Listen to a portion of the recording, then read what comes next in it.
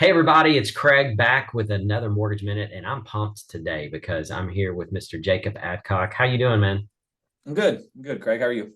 Doing good, doing good. I have done several of these with Jacob, and the reason, Jacob, I wanted to get you on here today is there is a something going on in the real estate market right now that honestly need to talk about because I think there's an opportunity for some potential home sellers who might be home sellers who don't want to sell, and there's another way to kind of think about it. So um, I'll just tell you, like when I'm having conversations with people, there's a plenty of people that say, "Man, I'd love to buy another home, but I don't want to." And what do you think the next thing that comes out of their mouth is?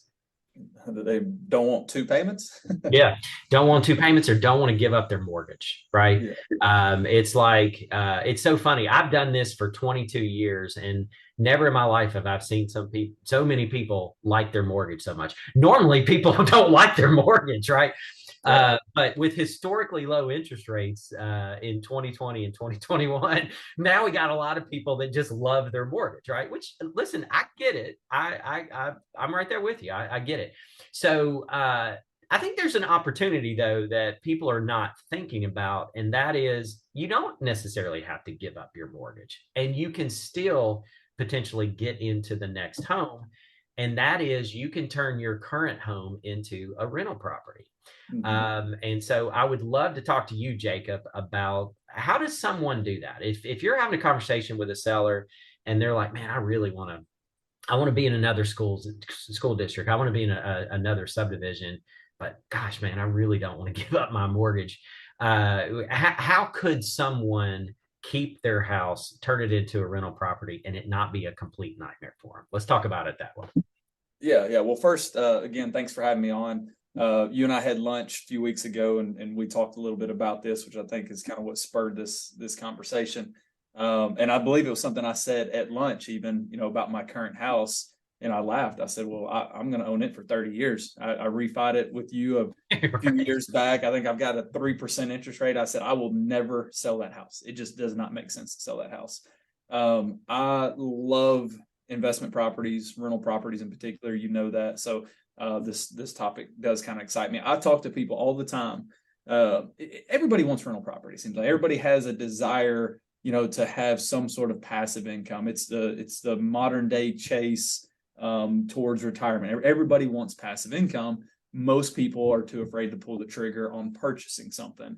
Right. But in a scenario like this, I would challenge people to kind of think about it a different way. You can own rental property without ever buying a rental property. You just go buy a new primary residence. Yeah, there you go. So you can kind of structure it that way.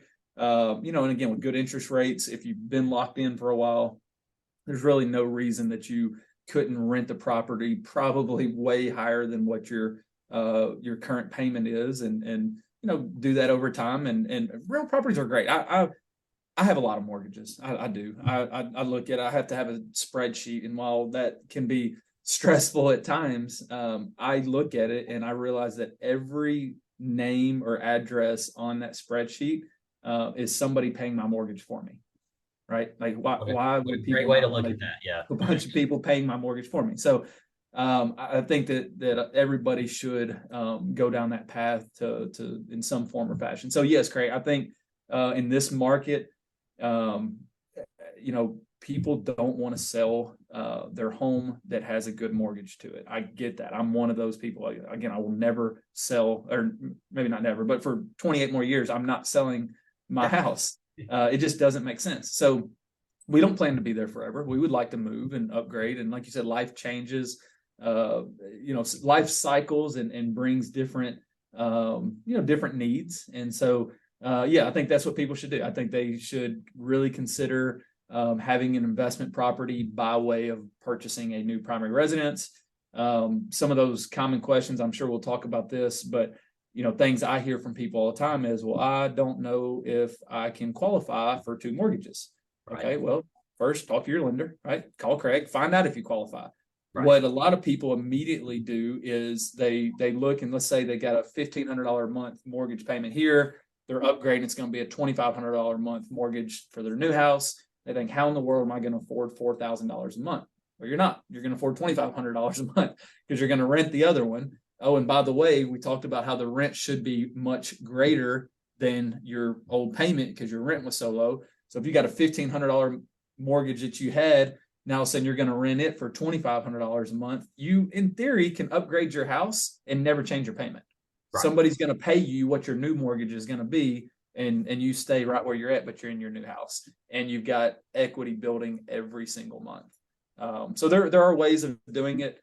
You just got to kind of navigate those and talk to the right people. Kind of the next step with that is people always talking about, I don't know if I want to be a landlord. And that's a whole nother conversation, but I do encourage anybody that's watching this, if that is something you're considering, reach out to Craig, let Craig run the numbers for you, see if it is possible, because you can use the income from the rental property to increase your cash flow, which could help you qualify for your next house. Yeah, so let's real quickly, we're not going to get too deep into the weeds, but let's talk about, I think, the three biggest concerns that someone would have. First and foremost is, well, my down payment for the next purchase would be coming from the equity of my current home. Okay. Now, I'm going to oversimplify this, but what I'm saying isn't incorrect. Okay. So if someone is listening to this right now, watching this video, goes, man, we got a lot of equity in our current home, which I would venture to say that's a large number of people out there right now, right? I mean, most people that have owned a home in the past 2 or 3 years can look back and go, man, our equity has really increased over that time period. And if you bought your home before that, then you definitely have equity in your house. Okay. So one way you could do is just go get a home equity line of credit from a bank. Okay. And how much are they going to give you? I don't know. I mean, we'll put you with a bank and listen, I'm not selling home equity lines of credit. I don't do home equity lines of credit, but you can go get a home equity line of credit from a bank. It's a line of credit. You don't have to use it. So if you never use it, you never use it. Okay. So I'm always a big proponent of go get the line of credit before you need it. Okay. It never hurts anything. All right. So that's one way you could potentially come up with the down payment for the next purchase. All right. Second obstacle, I think people think in their minds is, well, how would I qualify for both payments? All right. You can utilize the rental income from your current home to help offset that payment as it relates to your next mortgage that you would be getting on the next house that you'd be buying. Now, again, I'm not going to get too deep into the weeds because, yes, there are some guidelines that the lender has to look at. And I'll go ahead and tell you, a lot of mortgage loan officers don't know those guidelines. So they would probably tell you, oh, no, you can't do that. But you can. Okay. I mean, we're closing loans right now with people doing it, but it is complex. So I'd be more than happy to talk to you about it and talk to you about the guidelines. But basically, you can utilize the rental income from your current property. I'll be upfront to say, yeah, there is one additional hoop you have to kind of jump through, which is you have to go ahead and get it under lease, okay? And you have to show that that person has paid their first month's rent, all right?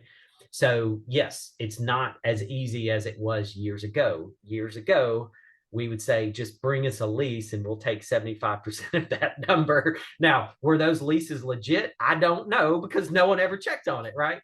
But you can do it, all right? It's possible to do it. And this leads into the third thing.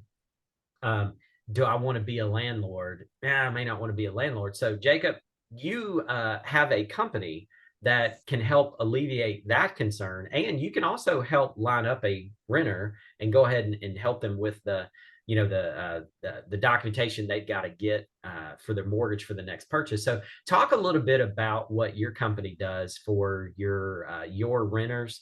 And, just you tell me, I mean, can you take that third concern just completely off the table and get that off their lap? We can, yeah. And so I'm going to back up just a second before I jump into that, though, because I wanted to kind of reiterate something that you said that is not always popular opinion, and that is about taking on a debt. The home equity line of credit, I think, is something everybody should have, whether you're doing this or not. Yeah. It's a rainy day fund. It's a savings account, if you will. It is something that everybody should have. If you've got $50,000, $100,000, $200,000 worth of equity in your house and you don't have a line of credit against it, you should. I just think that everybody should do that. Nowadays, they are so cheap to have, maybe not the interest on it, but you don't pay interest if you haven't drawn on it. So I think there's plenty of them out there that advertise. They'll pay your closing costs. They'll pay for the appraisal. Maybe you pay a yearly fee, a couple $100 on some of them. Some don't even have that. So I would encourage people to look around and shop at those. If you don't have that set up, you're missing opportunities for potential investments or whatever it may be. And if you just have we used to talk about this all the time, and Craig, you can testify to this. People always want to go borrow money when they need money, and sometimes when you need money, you don't qualify for the money. So go ahead and take advantage of it now. Get that account set up. If life throws you a curveball and you need that money, you've got it. Otherwise, you lose your job. Now you need money to help pay your bills, and guess what? You don't qualify. So get the account set up now. Listen, I agree with that 100%. Nobody wants to loan you money when you actually need money. But I'm all about giving you money when you don't actually technically need the money, right? So, right. But especially free money, where you can get the account set up for virtually nothing, literally sometimes $0 out of pocket. Go ahead and do it now. If you don't ever use it, then that's fine. Most of these HELOCs run 5 years or 10 years, depending on the product you get. So get it and have that for an emergency fund or rainy day fund, or in my case, an investment fund. I use my HELOC. I draw it up and down nonstop for purchasing properties. But that's a whole nother conversation. Regards, real quick, just to put a real number to something. So think about it like this. I have a house that is, I don't know, $250,000, $300,000 house. I've got a $80,000 worth of equity in it, and I want to go buy a $500,000 house. I need a 5% down payment on just a regular conventional loan. That's $25,000. That's what he's talking about. If you had an $80,000 home equity line of credit already in place, and you come to me and you say, well, where am I going to get my money from? I'm going to go, well, you already got it. It's right there. Right. Yeah. So I agree with you 100%. So, all right, go. What were you going to say? So anyway, so go do that. If you're watching this, go do that today. Yes. In regards to another thing that we hear with people that, everybody wants the passive income. Nobody wants the headache that comes with it. Right. And so we own a property management company right here in Sumner County. Craig, you know this, but we have two real estate firms that I broker. One is for sales, and then the other is service, and that it's Premier Management Group. We've got a couple full-time property managers, full-time maintenance guy, full-time admin, and so we manage people's property. We're looking to grow that, so hopefully we'll in time we'll bring on more doors. We've kind of done the slow growth up until this point. As you know, I've been doing it myself for a long time, but just within the last year, we started looking at helping others with that service, and truly became a property management where we can manage for other people. I was getting asked all the time to do it. And so finally, we just decided that we would grow into that and do it. So we can completely take all of that away. It really does not cost very much, especially and not to get too deep into it, but we have so many ways of saving people money just from the maintenance and management of the homes, that typically our service is going to pretty much pay for itself. And so they can be completely hands-off, work their normal jobs, do whatever they do for a living, and continue to invest and purchase more and more properties without having to take on more responsibility. And, even for somebody like myself who has acquired properties over the years, I use our services. I put my properties into the property management company, and I pay them to manage them. And that allows me to keep my level of living that I want. I'm a big family guy. I like to be home, work certain hours, be home with the kids, go to kids' activities, sporting events, stuff like that. I don't have to run around and deal with the property management stuff like I used to, because I have a good team now that helps with that. And so we can certainly put our team to work for you. If somebody is watching this and has rental properties and they want to talk about that, feel free to reach out to us, and we'd love to help out. So yes, Craig, that would be one of the things that people would say. I don't want to be a landlord. Well, don't be a landlord, just be an owner. Let us take care of that. Yeah, absolutely. So, and again, if you know anything about Jacob and I, we do a lot of stuff off the cuff. So I literally haven't asked him some of these questions before we hit record. So, but if I'm someone that goes, well, I guess if I could rent it, I would, yeah, I would want to look at that. Is that a situation to where you could potentially do a consultation with them, get a feel for what their home might rent for, make sure that they're approved on the mortgage side, and then potentially have some contracts in place with a contingency, just like you got a home sale contingency? Could you not potentially go ahead and maybe find a renter, and at the same time they're finding a home, and you would tell the potential renter, hey, look, we got to make sure and get this family into their next house. But honestly, I think there's probably a lot of people that would love to rent some good houses that would go, I'm cool with that. I really like that house, and so I'll give you a minute to square it up. I mean, is that not something that you could work through the details on, and then get somebody into their next house, and have them have somebody else paying their mortgage? Am I crazy? Is Yeah, that no, possible? absolutely. In fact, I'm going to give you a story on a client that we brought on literally last month, that is going to kind of wrap up everything we've just said and might give some people some insight to how they could do it. You made a good point earlier about needing to have that rental income in place in order to Right. qualify. So yes, we can arrange for all that sort of stuff. A consultation, come out, take a look at the house, just like if you're going to list your house, right? You're Yeah. going to look at comparables. You're going to figure out, what you get. It's no different, right? If somebody's renting it and they need to know the rental income, it's no different than us as real estate agents going and telling them what it should sell for, so they know how much money they're going to get to put down on the next one. It's Right. the same thing, right? All the numbers have to make sense, whether you need the money out of it or you need the income out of it. All of that can be figured out on the front end. We had a guy that was local in Gallatin, had a condo, and he bought it just a couple years ago, and he was taking a job transfer out of state, and he was wanting to be able to buy again when he got there. He had some family in the area, and so kind of a similar situation. Through figuring all that out, we were able to get his property posted for lease. We were able to find a tenant. He had a move out date where he was known, but he allowed us access to it. So we were able to give him, again, a consultation. This is what we should be able to get for it. We advertised it. We found a tenant for him right about the same time he was leaving on his job transfer. We got that tenant is now in place and is paying his mortgage, and he is relocated. He moved in with family for a period of time, and he's going to stay there for a short period of time while he's getting credit for this so that he can use this income to buy again.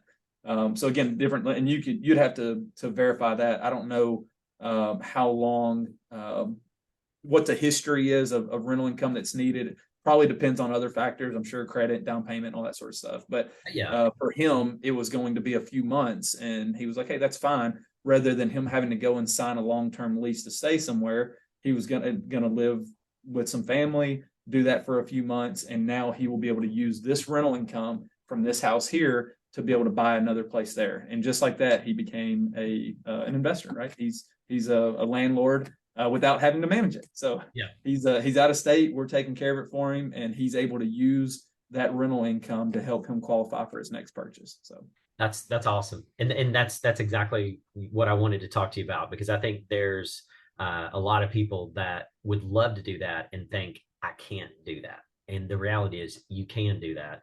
You just need to work with professionals that know what they're doing, and hands down, Jacob, I can tell you, he's that person. So if someone would want to contact your office and just find out some more information, what's the best way for them to get in touch with you? I'll give my direct cell number on here. 615-300-1217, 300-1217. You can call me direct.